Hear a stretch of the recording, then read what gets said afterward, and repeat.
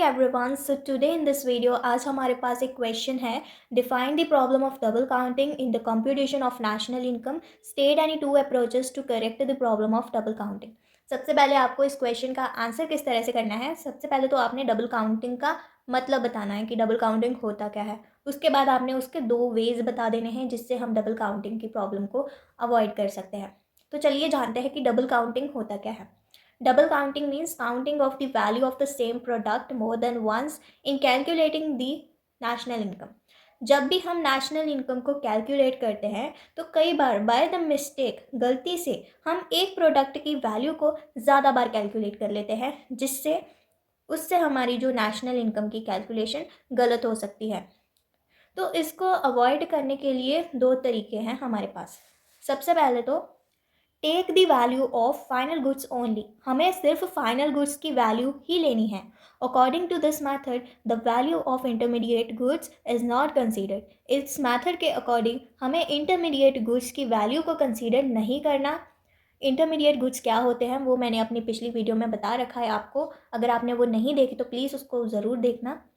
तो intermediate goods की value को कंसीडर नहीं करना, सिर्फ हमें फाइनल गुड्स की वैल्यू ही लेनी है। Final goods should be added to determine the national income. वो किस तरह से लेनी है वो मैं आगे अपनी एग्जाम्पल में बताऊंगी। सेकेंड मेथड है adopt value added method. According to this method sum total of value added by each production unit should be taken in the computation of national income. इस मैथड के अकॉर्डिंग हमें सिर्फ जो हर एक each production unit में जो भी value add की गई है सिर्फ उसी को ही लेना है। तो चलिए इसको एक एग्जांपल के थ्रू पूरा कॉन्सेप्ट समझते हैं। फार्मर ने राइस सेल किए होल सेलर को 800 रुपीज़ में, और वही होल सेलर ने वही राइस जो उसने 800 के फार्मर से लिए थे वो उसने रिटेलर को सेल कर दिए 1200 में। कितनी वैल्यू उसमें ऐड करके उसने रिटेलर को बेच दिए?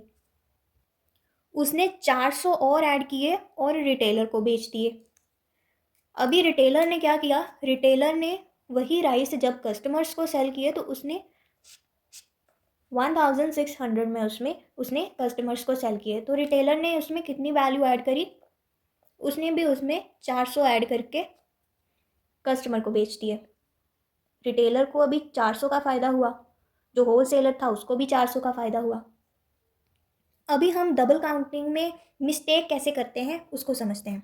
हम क्या करते हैं कि हम ये जो वैल्यूज़ हैं 800, 1200 और ये 1600, इसका हम प्लस कर देंगे।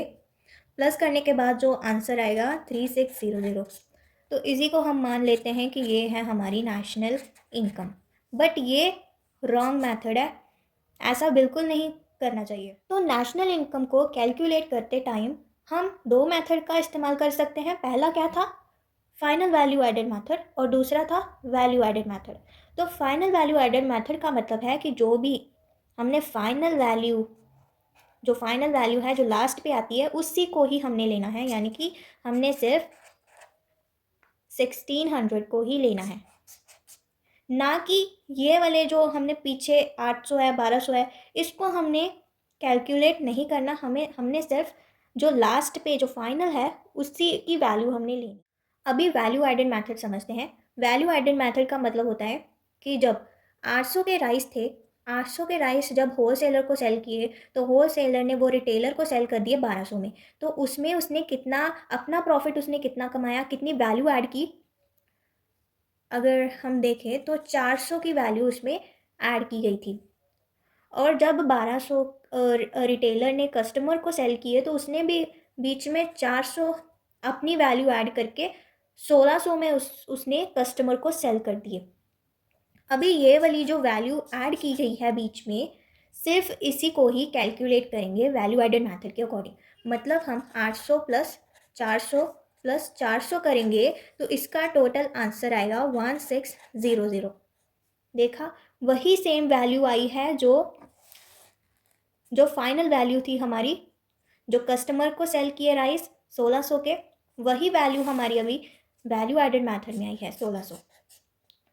तो ये थे हमारे दो मेथड जिससे हम डबल काउंटिंग की प्रॉब्लम को अवॉइड कर सकते हैं। तो ये थी हमारी आज की वीडियो। आई होप कि आपको पता चल गया होगा कि एग्ज़ाम में आपको किस तरह से इस क्वेश्चन का आंसर करना है। तो फिर भी अगर आपको कोई डाउट है तो मुझे कमेंट सेक्शन में ज़रूर बताना। Thanks for watching.